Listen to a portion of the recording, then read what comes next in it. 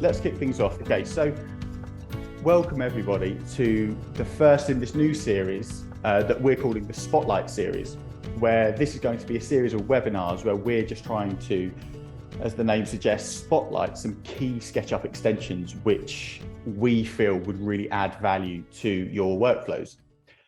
We often use plugins like these ourselves as a professional visualization studio. So ultimately, we just want to go ahead and kind of shine a light on something which we think is really going to improve how you guys are working within SketchUp or within V-Ray. So my name's Dan, for those of you that don't know, and I'm head of operations at Archilime Visualizations. So I've got about a decade's worth of experience with within the visualization industry. Archilime itself is in its 10th year now, and we've been SketchUp and V-Ray users throughout that time. So yeah, go back a long way, and we've learned a thing or two. So we decided to open up an academy, which is where most of you would know us from.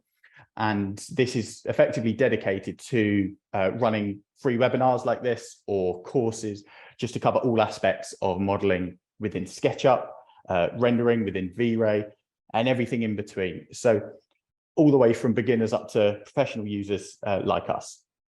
So enough about me and Archilime. Now it's my pleasure to welcome some true SketchUp royalty in Thomas Özkan and Moen Ashibir from Lindele. So guys, feel free to pop your cameras on. Hello everyone. Thank you for being here. Great to have you guys on. So obviously, Lindele are incredibly well known for their really popular plugins Scatter and Transmuter, which we've used since its inception. And Thomas is going to be the one kindly walking us through this incredible new tool that they've been creating.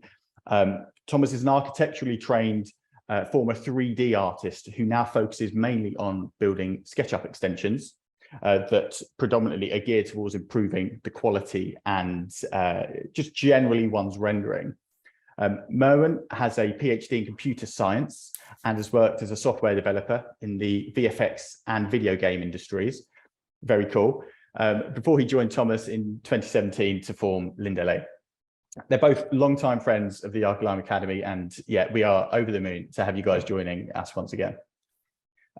So before we get started, thanks so much for coming, guys. I know everyone here is going to have tons of questions for you as well. So please do go ahead, and any questions you've got, guys, drop them in the chat box. Moen and I are going to be the ones sort of moderating that, and Thomas will be kind of asking you questions sporadically along the way, and generally just trying to open up that discussion about what it is that you're showing us. So this session will be recorded, and we'll email it out to you likely tomorrow. There's going to be a prize giveaway at the end as well. It will include a 2-hour top-up session from us, from the Archilime Academy, just about literally anything. You know, we'll have a call and we'll talk about where there are some pain points in your workflow, and then we can work together in a 2-hour session to try and deal with those. Also, Lindele are kindly offering a free RoomBox starter pack to really kick things off for you. But now I'm going to stop talking. Thomas, can you tell us a little bit more about RoomBox? Oh, you're just on mute there. Sorry about that. Yeah, so maybe I should already share my screen. It will be easier to talk about it. Okay, so can you guys see my screen? Yes, we can. Okay, great. So RoomBox is about instilling life into your buildings from the exterior. So if you have an exterior shot like this, with a lot of windows in your building, if you want to make a rendering of it, you probably need to first to populate it with probably walls inside and furniture or lighting and texturing the whole thing inside. That can be quite complicated and can take a long time. So RoomBox is here to help with that. So it's a collection of pre-made rooms that are available in an extensive library. We have over 200 rooms available, and so it's pretty simple. You choose one that you want. For instance, oh, I'm logged out. Sorry about that. I need to log in to access all my.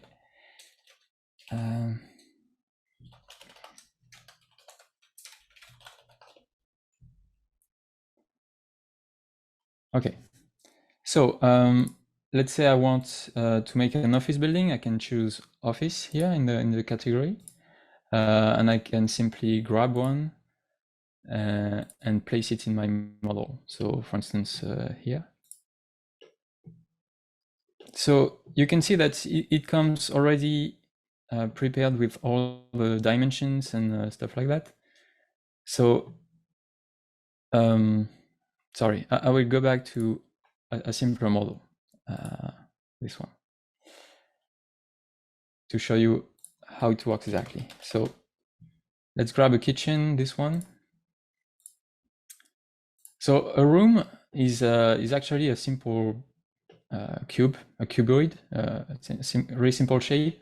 So the idea behind this is to keep your model lightweight if you want to populate with your model with dozens or hundreds of rooms. So you can have all of this visually, but it doesn't really weigh down your model. But from a distance, it gives the illusion of a fully furnitured and textured and lit room, especially if you have a facade in front of it. But even though it's all flat, you still have a few options to make it your own. So it comes with already the set dimensions, so it looks right. Even though it's an image, we have to input the correct dimensions to not stretch it too far. And there are things that we call sprites. So sprites are planes that are placed in between, inside the cube, and they are partially transparent, and they usually hold like furniture, or in this case blinds. You can also have people in there, and so we have an editor here where you can change the options.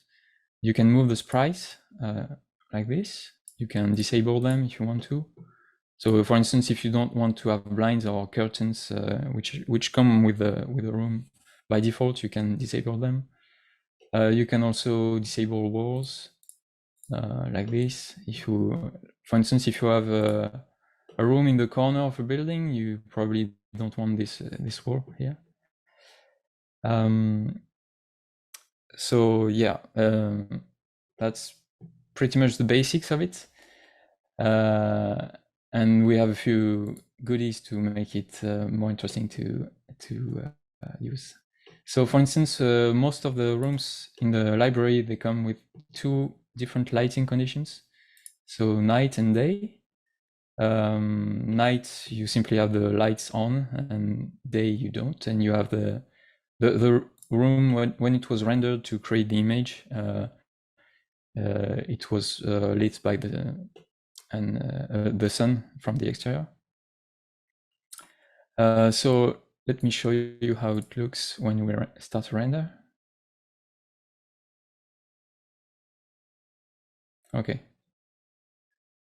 So hopefully my computer will catch up, even though it's screen sharing and stuff. It should be okay rendering. Hopefully it will not crash. Yeah, so as you can see from a distance, the parallax effect with the sprites is enough to give you the illusion of a fully modeled room. And so if we go back to our model here, I have already put some rooms in there, and I can show you how to place one from the library. So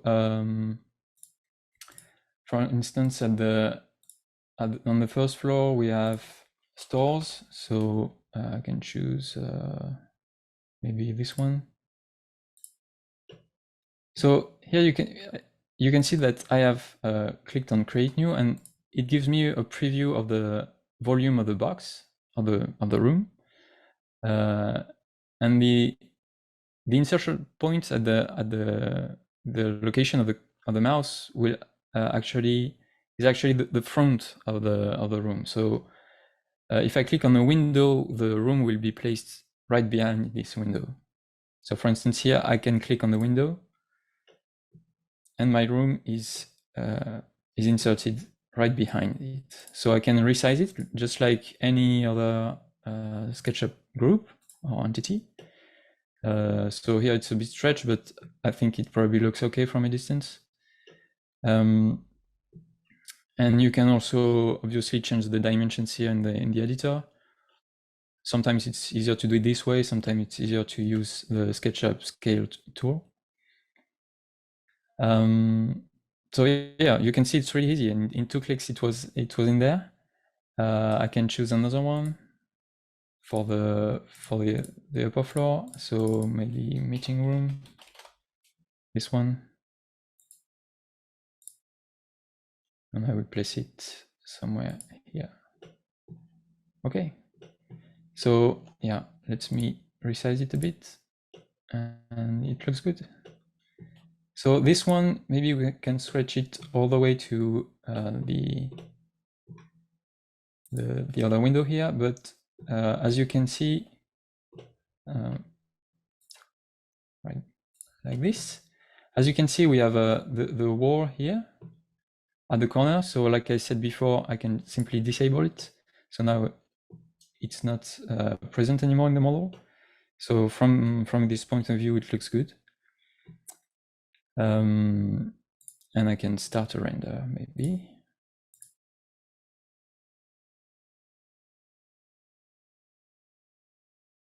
Oh, it did crash. Okay, so that's okay. I can open it again. Happens to all of us, Thomas.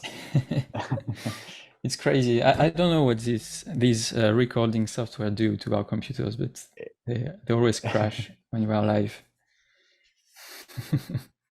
Yeah, I know. So obviously, as you saw here, that it was when I started V-Ray that it crashed, not when I was using RoomBox. So it's not really related to RoomBox itself. V-Ray is probably demanding too much from my computer. So let's put the rooms back again, because I didn't save, obviously. Okay, so clothing store. Which one was it? This one?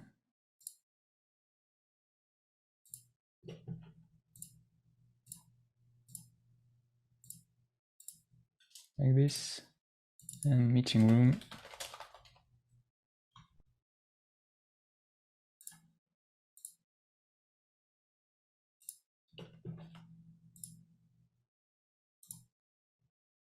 And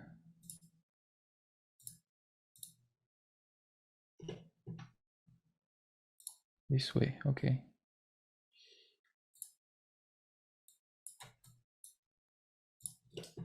Let's save this time. Okay, so quick render.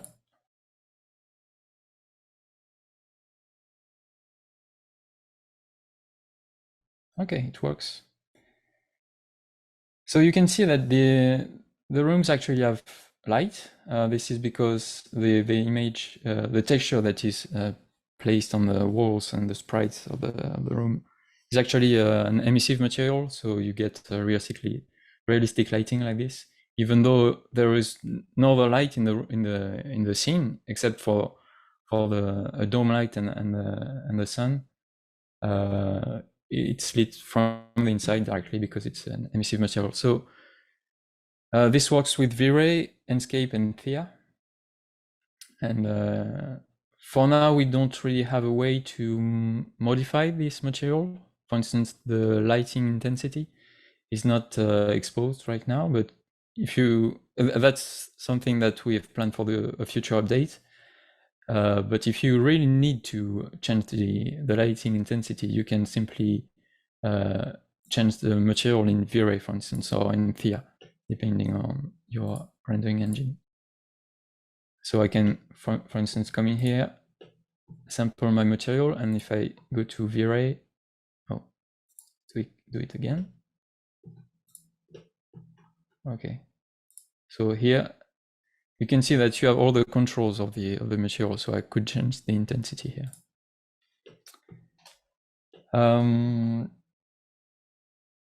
Yeah, that's pretty much it. There are a few things that you can do as well. For instance, oh yeah, we have a tool to select the rooms. It can seem trivial like this, but if I want to select this room, for instance, okay, this one I was able to pick, but sometimes you have the window in front of the room. For instance, if it's a little bit at the back. Oh, I don't have my shortcuts anymore. Sorry. Okay, so if I move it a bit like this, if I click on in there, you can see that I'm selecting the window and the whole building instead of the room inside. So it can be frustrating to do that. So we created this tool, and here you can see that when I move my mouse, it highlights the rooms, and I can simply click and select the rooms, or even do a rectangular selection like this. And then I can edit all my rooms together. So for instance, changing the lighting for all the rooms, that would be possible. You can also replace a room from the library. For instance, if I click on assign to selection, oh, my view is jumping over. So let's select this one, for instance, and I want to assign this room to that existing box. I can do that here, and it replaces it directly without changing the dimension. So it can be easy to do that. Okay, that's pretty much it for my presentation. I think I didn't forget anything. Well, thanks for that, Thomas. Yeah, I guess one question we had by Scott Grady, he asked if effectively if the sprites were self-illuminated, and I guess you kind of answered that when you were talking about how they're effectively emissive materials. Yeah.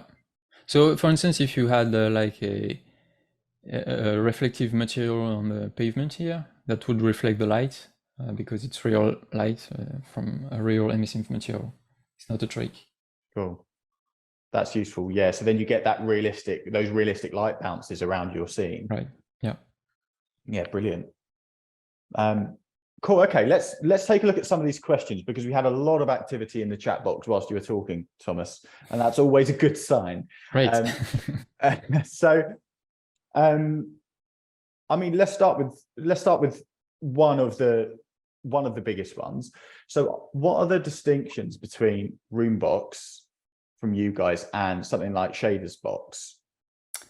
RoomBox is a tool, and ShadersBox and WParallax and Evermotion, they create the content, the rooms. So if you go to our library here, we actually sell the rooms from ShadersBox and WParallax that you can you probably know from 3ds Max. Yeah. So for instance, I don't know, this one, you can see it's from ShadersBox. So the way you acquire rooms is by purchasing packs. So just like on the ShadersBox or WParallax stores, you can buy the same packs from us, but everything is already prepared for SketchUp, and you have access to everything inside RoomBox directly. You don't have to download from their website and put the right maps at the right location and having to import and create the box of the room, etc. So everything is abstracted for you. So you just have to come in here and purchase a pack, yeah. Brilliant. Yeah, it's so nice, and it's like the drag and drop approach, isn't it? It feels very easy to use. I think we got a lot of questions about how customization. One from Jim was, can the blind's location be moved across the wall or potentially even swapped out for something like curtains? Not directly, but you can. There are two ways to do it. Either you bake the room into SketchUp. So, for instance, if I explode this, so it's locked by default for so that you cannot by mistake change the room without RoomBox, but you can if you want to. So let me unlock everything and explode. So here you can see that it's simple SketchUp geometry. So I can come here and make a cutout of it and move this probably. If it works, my shortcuts are not working. Okay, so I can move this if I want to. Brilliant. But then you lose the ability to edit the room in RoomBox. So it's a trade-off. But if you want to, you can do that. And it preserves the material, of the which is applied to the room is preserved. So it's still an emissive material. You don't have to touch anything. The other way to do it is to create your own map. So that's what we call custom maps. So in RoomBox, you have the library, which is an online repository in a marketplace, actually. But there is also another tab here, which is custom maps. So here I can import a map. So for instance, if you have already purchased a room pack from Shadowsbox, for instance, in the past, you can import your maps from within RoomBox from this. So you don't have to create the materials yourself and then the boxes yourself. So let me show you maybe what that looks like. So for instance, I can take this one and open it in Photoshop. So you can create your own maps by rendering a room that you have created, for instance, a model that you have created yourself and furnished yourself. So this is what an interior map looks like. So here is the layout. So it's actually like I'm not sure of the word in English, but like a flattened cube. Yeah, like a net almost. Yeah, maybe. Yeah. Okay. So here you have the back wall, the right wall, etc. And the corners here are used for the sprites. So you can have up to 4 sprites. So here you can see my rooms. So this is one that we sell. And I can, for instance, change the color of the walls if I want. So adjustments, hue, saturation. Let's pick this shade, and I can change the hue here. Brilliant. Yeah, that's cool. Okay. And then I can save. And if I go back to RoomBox here, I can import the map and choose it. And then I can create new, and it will do it for me. So when you do it this way, the default dimensions may not fit with your map, because RoomBox cannot know what the dimension should be. This is the case when you download from the library, because we added that metadata for all the rooms manually. So they should be correct. But if you import this way, I mean, it's pretty simple to resize to the right dimensions. And I guess that answers another one of the questions, in that are these sprites always flat? Yeah. Quick answer. The sprites are flat. The idea really behind this is to have a really lightweight model. So if we started to have like 3D furniture, if you have hundreds of rooms, it can really become really heavy. But feel free to add your own furniture in there. I mean, you can disable the sprites and you can furnish the room just the way you want to, and it will work. I mean, it's in the end of the day, it's just a simple SketchUp geometry, really. It's weird how excited I am just about some images in a box. Right. But I was looking at you doing the example you showed us, where there are many, many windows that you were adding these room boxes into. And what I thought was really cool is that you hadn't modeled any of the interior walls inside. Right. Yeah. And this completely kind of removes the need to actually do that. If you're adding these room boxes in that just goes back a certain distance from the window, that's going to save tons of time. Yeah. Yeah, actually, this is a model I downloaded earlier from the 3D warehouse, and I actually removed the walls inside the building. Okay. Because I didn't want to have that constraint. But yeah, I mean, if you have walls that are dictated by the floor plan, Yeah. obviously you probably have, then you can put in these walls, and you can simply resize the rooms to fit your building. I mean, here you can see that it looks stretched from here, but you have to think that it's probably rendering from afar, and you probably won't notice that it's a little bit compressed or a little bit too stretched. You know, it looks probably okay, and you would probably have anyway reflections in front of the windows.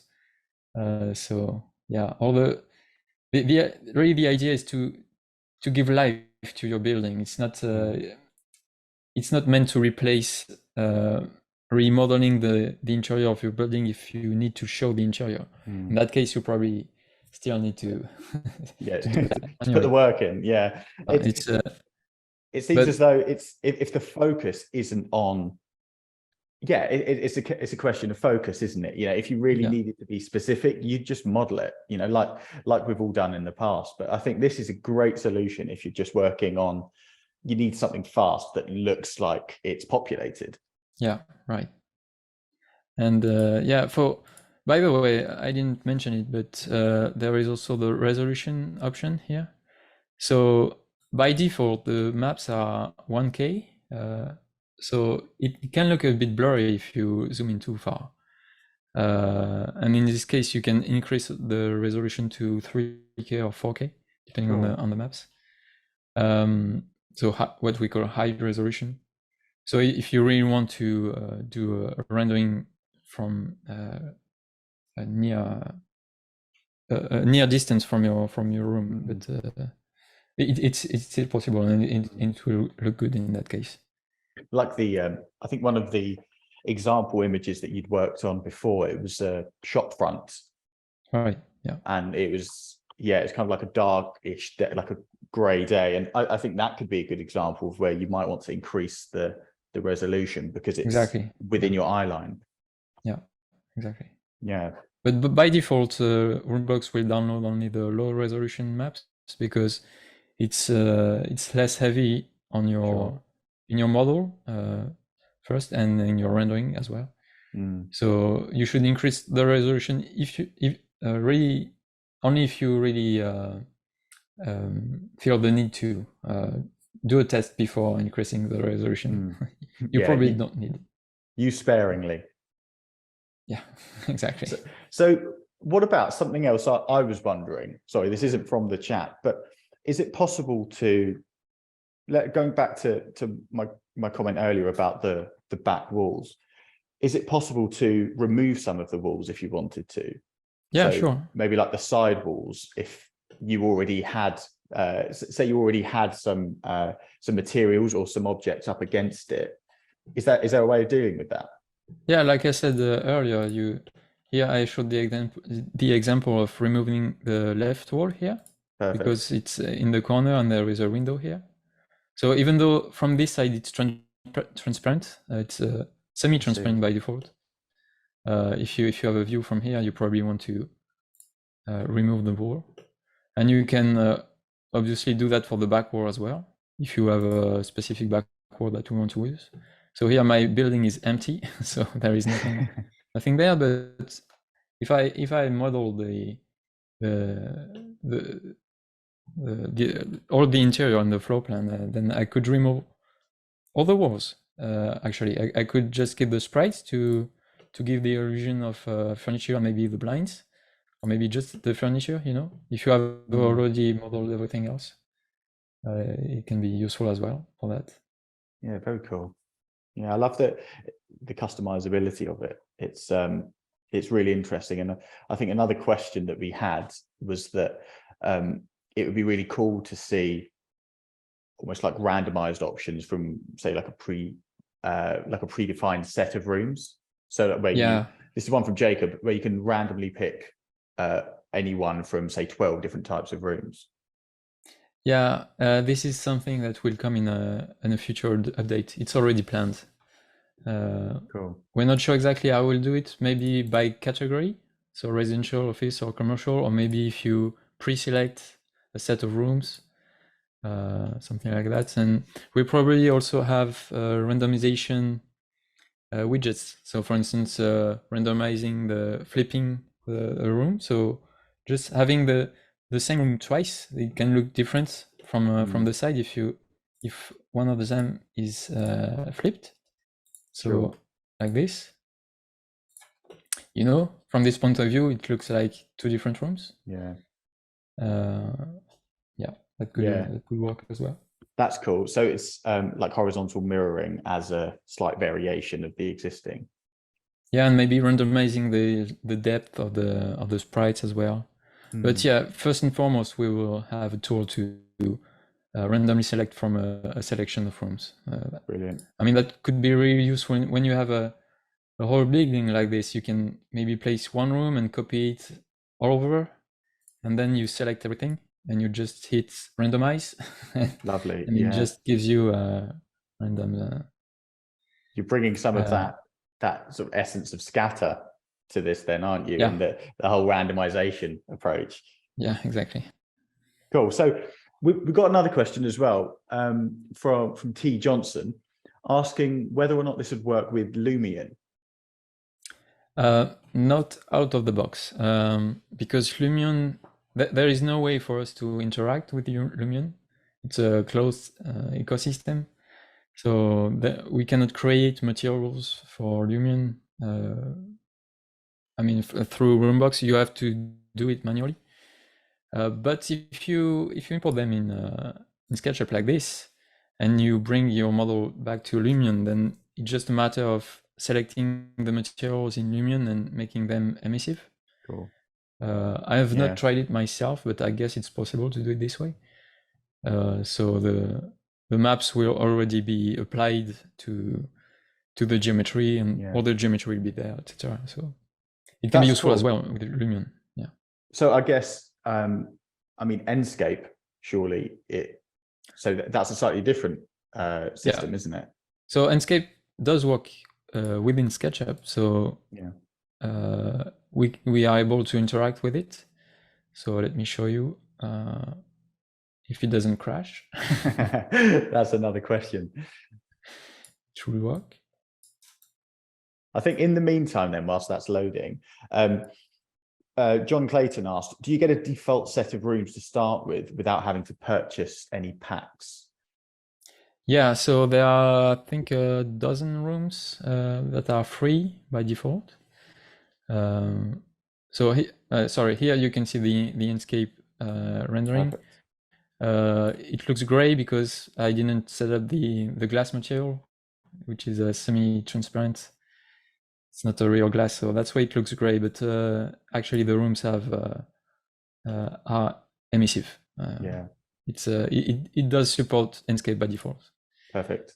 So yeah, to go back to the free rooms, if I log out here, yeah, so you have all the ones with the checkboxes here. I cannot show you because when I hover with my mouse, it jumps. But yeah, all the ones with the checkboxes are either free or already purchased, and then at the bottom you have the ones that you can purchase. Cool. So if you like a room, if you are interested in this one, for instance, can click on buy pack, and it will show me the packs in which this room is available. So in this case, there is the showcase Evermotion pack, and there is also the bundle Evermotion pack because the bundle contains this as well. So you can choose this way. So besides Shadersbox, so it's Shadersbox and Evermotion, are there any other providers of these? W Parallax. W Parallax. Yeah.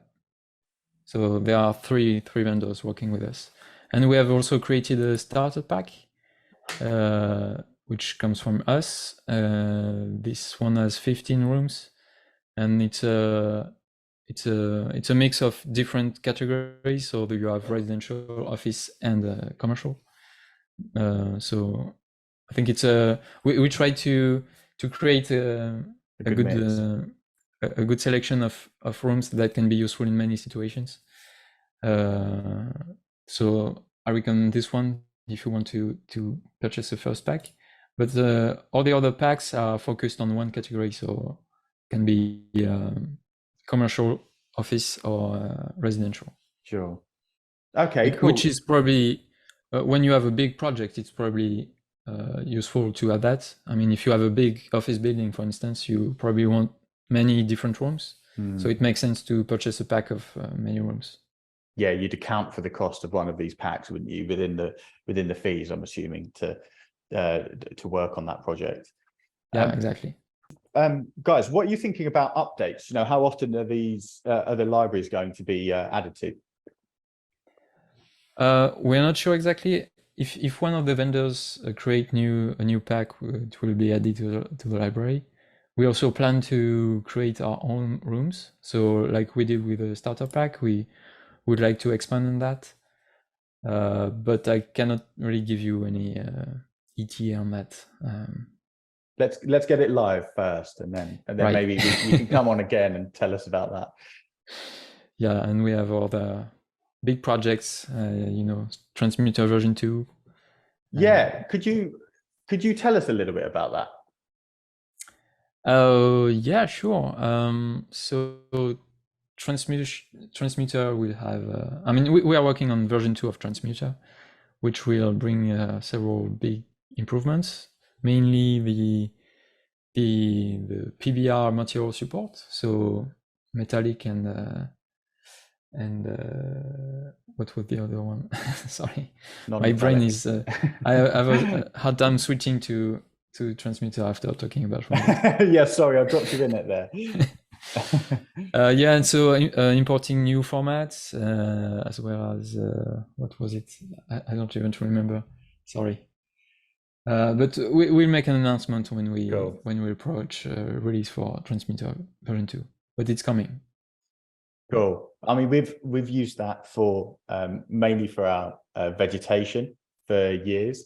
So I think, you know, especially in the earlier days, SketchUp was somewhat neglected in the whole kind of CGI vegetation world, and we'd often have to obviously transmute pieces of vegetation models just to get them into our SketchUp models. So you guys massively helped out with that. Yeah, great. Yeah. Cool. Yeah, I'm always glad to hear that what we do helps. I mean, it's what we try to do. So good stuff. Good stuff. Yeah. Well, we've got a few other questions on back on RoomBox, and a few questions on whether or not this would work with Chaos Vantage. I've not tested, but I think so, because when you export to Vantage, you actually export a VR scene, which should embed everything in it. I mean, not the textures, but not the external files, which should remain on your disk, but all the materials and all the geometry will be in the VR scene. So I don't see a reason why it shouldn't work. If you render in V-Ray for SketchUp, what you see here should be what you get in Vantage, because they use the same API underneath, under the hood. So perfect. I think it does work with Vantage. And it's not some of the things in Vantage, you know, displacement's not quite there yet, is it? In Vantage, but this doesn't use displacement, it should all be fine. Yeah, I mean, this creates really simple stuff. It's it's a box with an emissive material. That's the So point, I'm right? pretty sure Vantage supports that. Sure. There was actually a question by email from Team Keepers who asked if it means that V-Ray supports OSL in SketchUp, and it doesn't. Yes. Okay. This is not what we are using. So if you use Shaders Box and WParallax maps in 3ds Max, for instance, you need to create an OSL shader, and it gives you a simple plane. So RoomBox cannot do that because V-Ray and Thea and Enscape don't support OSL yet. That's why RoomBox has to create an actual box. A physical But box. this is exactly the same principle under the hood. And visually, yeah, the visually results would be the same. Yeah, it gives you exactly the same thing. Cool. Brilliant. Okay, yeah. Got another question from John. Do the rooms come in on whatever current tag that you're working on? Sorry? So when we import the rooms, would they be added to the current tag that you're working on? Oh, that's a good question. I don't know. Let's try it. Hold on, John. We'll find out for you. So by current, you mean when you have the active tag? Yeah, I guess like the active one. So this is this one? Yes, yeah, untagged being active there, yeah. Okay, so let's add a tag, call it rooms. Oh. So if I make it active, okay. I think it does. It should. Because this is actually controlled by the SketchUp Ruby API. Yeah, it was added to Cool. the current tag. Yeah, it's good to know. I know John likes his layers and his tags. So, yeah. But you know, with the selection tool, it's really easy to select only the rooms, so you can move them to another tag if you want to. Yeah, retrospectively, it's not too difficult to do anyway. Yeah. Cool. Okay, so yeah, another we're getting loads and loads of questions in, and another bug splat. It wouldn't be an Academy webinar if we didn't get a few bug splats along the way. Whilst that's reloading, are these rooms, do they come in as components of one another? So any instance of that same room, would that be updated as well? So we had to choose between creating groups and creating components. We opted to create groups because for us it makes sense that when you copy a room and then change its parameters, that you probably don't want to edit the first one because you want to make it different. Okay. That's why we did that. But you always have the option to right click and make component if you want to. Yeah. Okay. If you guys think that we should do otherwise and create components by default, please tell us either in the forums or by email. It will be really interesting to get feedback on this because this was a big question that we discussed a lot internally. But yeah, to have user feedback on that question would be great. Okay, right. Well, that sounds like that's us wrapping things up. So I'd just like to thank you all again for tuning in and asking loads of questions. Especially Jacob, you were incredibly prolific in the chat box. I'll send over the screen recording as well as the link to the beta sign up as well. And I mean, before we do, let's just do this prize giveaway. Before we do the prize giveaway, we've got a few seats left on our last Access into V-Ray course of the year. That's on the 13th of December. There's a link to that in the email that I'll send out tomorrow. So yeah, feel free to get in touch through the website or email me. Most of you have already got my email address anyway. And now what we'll do is I'd like to announce the prize winner, which I put all of your names through a random name generator whilst Thomas was doing his presentation. And the proud winner of the 2-hour top-up course, as well as the lovely prize from Lindele, is, let me find it, Manu Bekor. So what I'll do is I'll email you directly. Congratulations on winning the prizes. And yeah, Thomas, Moen, thank you so much for coming on and talking to us about this incredible tool. If it's half as good as Scatter and Transmuter, I know this is going to be a real winner. Beyond that, there's nothing left to do other than wish you guys a good end to the year, and we'll see you in 2023. Great. Thanks a lot for having us, and thank you to everybody for attending this and listening to me through the crashes.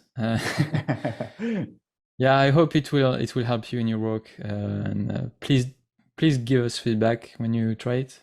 It's always interesting to hear either positive or negative feedback to improve it. And any ideas you have to improve it, please send us either an email or post them in the forums or social media. Any mean you find to contact us, please give us feedback. By owl, maybe. Sorry? Maybe by owl. We'll send a letter Right. or something. Cool. Okay. Right, guys. Well, have a lovely afternoon. Those of you that are watching this and not the football, I hope you didn't miss out on too much. And yeah, have a lovely evening and speak to you later. Bye, everyone.